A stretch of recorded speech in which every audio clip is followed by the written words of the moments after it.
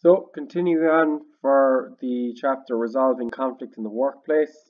So far, we've looked at industrial relations, relationship between an employer and employees. We've looked at causes of disputes.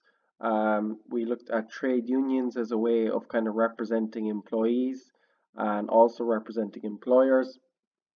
The Irish Congress of Trade Unions, basically being a trade union for trade unions. And we've kind of looked now a little bit more the last day at what can happen when there's industrial action.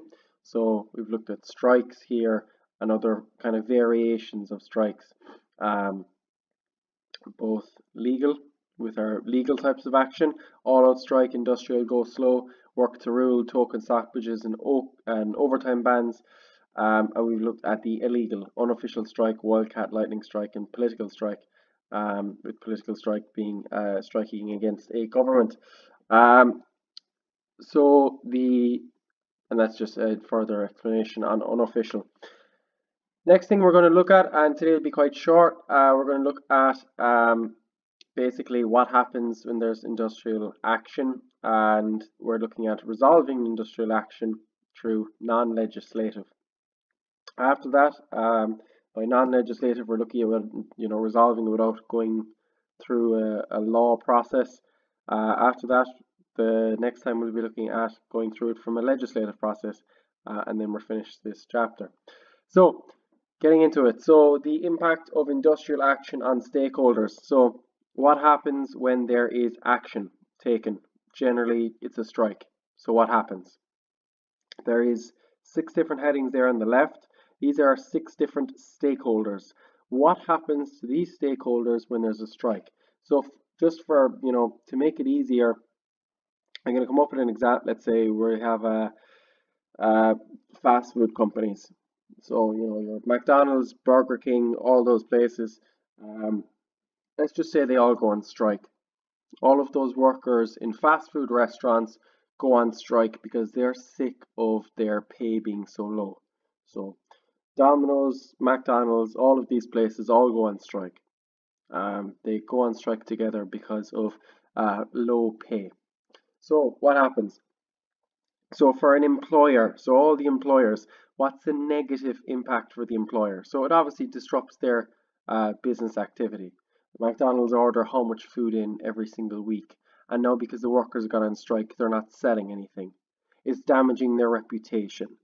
Same for Domino's, same for Subway, same for all these places. So for the employer, it's a nightmare because they're no longer selling, their activity's done. For the investor, obviously, if you invested in a fast food chain and suddenly you see that the workers are going on strike, that's not good. Profits are going to fall, and as an investor, you're hoping maybe for a dividend at the end of the year from profits, and that probably won't happen if the profits are, if they've made a loss or the profits are low. So less profits for investors. For employees, the longer the action takes place, the more chance that they could lose their job. They also, could, depending on certain types of strikes, they may not be paid, especially if it goes on longer. And obviously that would be a worry for them as well. Job security being a big worry for them. Suppliers. So if a local, a local farmer is supplying beef to Supermax for their burgers or whatever, if Supermax are no longer, if they've gone on strike for 2 weeks, that local farmer obviously is losing his customer. So suppliers may not be paid, and they may not obviously have someone to work with. And for him, if he wasn't paid, he's operating his farm, all of his produce is going towards Supermax. Now his one customer is no longer looking for orders, so he's struggling there as well. Government obviously could use some form of revenue. If all the fast food chains have gone on strike, they probably face more of a backlash, maybe in terms of customers not having somewhere to go. That would be the bigger one down at the bottom.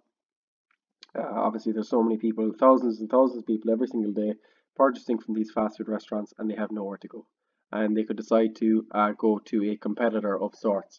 So this is an impact of a strike on stakeholders. 6 stakeholders on the left, and all we're talking about is what's the negative impact.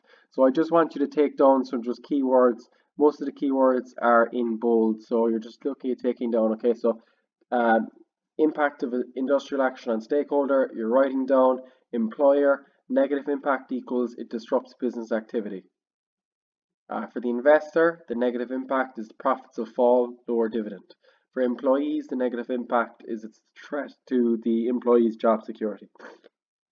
And so taking down what's in bold, and obviously with the left side as well for that slide. Few more slides and we're done. Resolving industrial relations conflicts. So how do we resolve it? If we have all these issues, all the fast food chains have gone on strike, how do we fix it? So industrial relations conflict can be resolved by using non-legislative and legislative methods. Non-legislative means that we're not going generally through kind of a court of law system and through official bodies, and legislative would be to go through all that process. So this is generally just conversation, meeting and talking. So the union that's representing the fast food workers goes to the employer and just obviously comes together to try to talk, because obviously these people are probably very riled up, they're very angry, and they probably haven't talked and they've just gone on strike, and they're kind of bitter towards each other. The first step in resolving anything is for them to come together and speak, and then the second stage is obviously to negotiate, and we'll look at this in a little bit more detail. They have to negotiate, put their cards on the table. What do they want and what does this person want? Can we work it out? And we're going to look at the other three now as well soon: conciliation, mediation, and arbitration. These are all non-legislative, which is important because you'll be asked to distinguish between legislative and non-legislative methods, and these 5 are non-legislative. We're not going through law. So first step, meeting. Meetings arranged between the employer and employees to discuss the issue and try to resolve the problem. So the employer from McDonald's is meeting the staff that are on strike because of their pay, and they try to discuss the issue and resolve a problem. Now they're coming to negotiation stages. They meet and they bargain with each other as to potentially maybe bonuses that can be received, or promises of increased pay in the future. They make offers and counter offers until a compromise is reached. Okay, so now they've gone and negotiated. Let's say that doesn't work. They can't negotiate. The employees are sick of it. They want a 10% increase in their wages, and the employer is saying, well, I can't do it because I'll lose too much money. So they haven't been able to agree. The next stage you can get to is conciliation. So for this stage, the dispute is referred to an independent conciliator who listens to both sides of the dispute. The conciliator tries to get both sides to come to an agreed solution. So the first two, they've just come together and they've met, they just talk through it. They then go on to negotiate. That doesn't work. Stage 3, now they get an independent conciliator. So an independent body comes in, hears both sides, and tries to get them to come to a solution. That generally can help to kind of solve a dispute. If that doesn't help, you go on to stage 4, an independent mediator. Hears both sides and outlines how they think it should be resolved. This is not a judge. What's happening here is that for the third stage, somebody comes, try to stop the arguing, listens to both sides, but they don't really get involved. They try to help both sides to an agreed solution, but they don't really get involved in the decision making. So I want you to write down conciliation generally equals listens to both sides, but doesn't give advice. And then the fourth stage is mediator. So a mediator comes, hears both sides' story, but they're not there to keep the peace. They're there to outline how they think the problem should be resolved. Once you do this, you'll be taking this slide down in full. So the mediator is the person wants to hear what's going on, and they're going to outline how the problem should be resolved. But add to that there when you're writing it down, you'll add to that for mediator. Obviously, you'll have to pause this at certain stages to take the notes down, or you can just go on to Google Classroom and take it down from there. The mediator will outline how they think it should be resolved, but they don't have to be. You don't have to listen to a mediator. Like they come in to offer, this is what I think. I've listened to both sides. This is what I think you should do. But nobody has to do what they say nobody has to go away and do it. It's just generally, it can be a helpful stage. That doesn't work. Now we're on to the fifth stage, arbitration. Again, an independent. Again, this is the third stage where we have an independent person coming in, but this is an independent arbitrator. It listens to both parties in the dispute and makes a decision on how the problem should be resolved. The recommendation is not legally binding and can be rejected by one or both parties. So again here, we've got somebody who's coming in, but this person is listening to the dispute, makes the decision, and the recommendation is not legally binding. So this is quite similar here for our last three. The first one, meeting, you generally meet the person and you talk through it. The second one is you go through negotiation stages and you're bargaining. The third one, independent counselor just listens to both sides. Generally, tries to get to both sides to come to an agreed solution, but they're not involved in outlining what should be solved. They just listen. Generally to try to keep the peace. The fourth stage, mediator hears both sides of the dispute, outline how they think the problem should be resolved, in their opinion.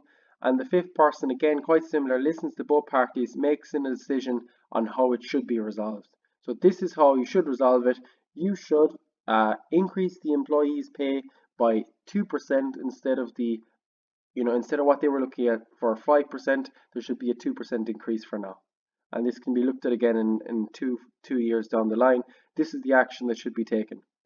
But again here, because we're doing non-legislative, this isn't a judge, it's an arbitrator. So it's not a judge coming forward forcing them to do, to take this action. It's not legally binding and can be rejected by one or both of the parties. That's non-legislative. Again, to take down that slide with any additional few things that I highlighted that you can add. Next week we are looking at legislative, and that's the kind of most of the end. There's a bit in it, that's the end of this topic. So today was just non-legislative.